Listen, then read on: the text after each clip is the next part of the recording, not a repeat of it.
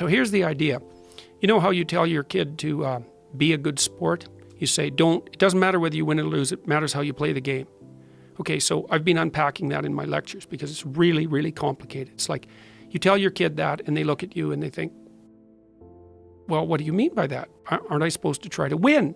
It's a soccer game, I'm supposed to win. And you say, well, yeah, you're supposed to win, but it doesn't matter whether you win or lose, it matters how you play the game. You know that that's right, but you don't know how to explain it to your kid. You say, well, you want to be a good sport. Okay, so imagine this. This is how it works. And this is crucially important.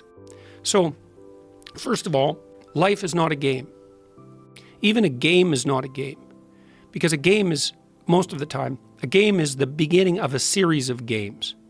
So let's say that you're on a soccer team. Well, there's winning the game, but the game isn't the issue. The game is the whole series of games. So maybe the game is winning the championship. And winning the championship and winning a game are not the same thing. And the reason for that is, well, maybe if you want to win a game, the best thing to do is to let your star player make all the moves. But if you want to win a championship, maybe the best thing is for your star player to do everything he or she possibly can to develop all the other team members. That's a different strategy. And the reason it's different is because it iterates across time. Okay, so I'll tell you a quick story. So when my kid was playing hockey, when he was about 12 or so, he was in a championship game, just at a local arena, and it was really fun to watch. The teams were pretty equal, which is something that you want, so that everybody can expand their skills while they're playing. And it was like 5 seconds to the end of the game, and the other team made a breakaway and came down, and the guy came down the ice and scored. It was a beautiful goal, and it was 4-3, and that was the end of it, right? And on my kid's team, there was the kid who was the star, and he was a pretty good hockey player. He came off the ice, and he was very annoyed about what had happened.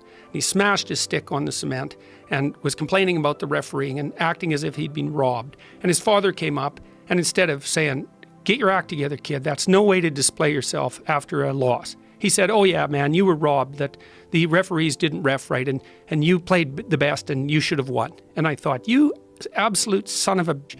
You're ruining your son. And then the question is why? Because his son was the star and was trying to win. Why was he ruining his son? Well, you're trying to train your son not to win the game.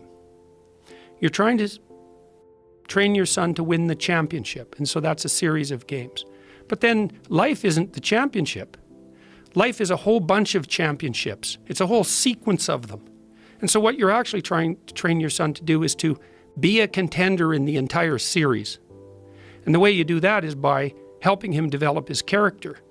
And the character is actually the strategy that would enable him to win the largest number of games across the largest possible span of time. And one way you do that if you're a kid is like, well, what do you want to do with your kid? You don't want to teach him to win. You want to teach him to play well with others. And that's to be reciprocal. So that means to try to win, but also to pay attention to developing the other people around him and not to put winning the game above everything at all times. So then he's fun to play with.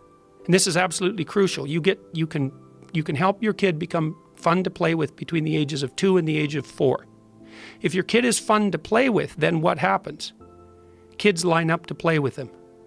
And adults line up to teach him. And if kids line up to play with him, then he'll have friends his whole life. And he'll be socialized and he'll be invited to many games, some of which he'll win, all of which he'll be able to participate in. And if he's fun to play with, then adults will teach him things, and then he wins at life.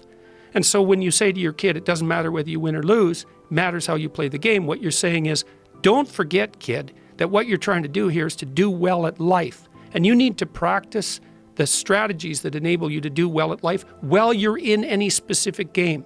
And you never want to compromise your ability to do well at life for the sake of winning a single game. And there's a deep ethic in that, and it's the ethic of reciprocity in games. Part of the reason that we're so obsessed with sports is because we like to see that dramatized, like the person we really admire as an athlete isn't only the person who wins. We don't like the narcissistic winners. They're winners, and that's a plus. But if they're narcissistic, they're not good team players. They're only out for themselves. Then we think, well, you're a winner in the narrow sense, but your character is suspect. You're no role model, even though you're a winner. And it's because we're looking for something deeper. We're looking for the manifestation of character that allows you to win across the set of possible games. And that's a real thing. That's a real ethic. It's a fundamental ethic.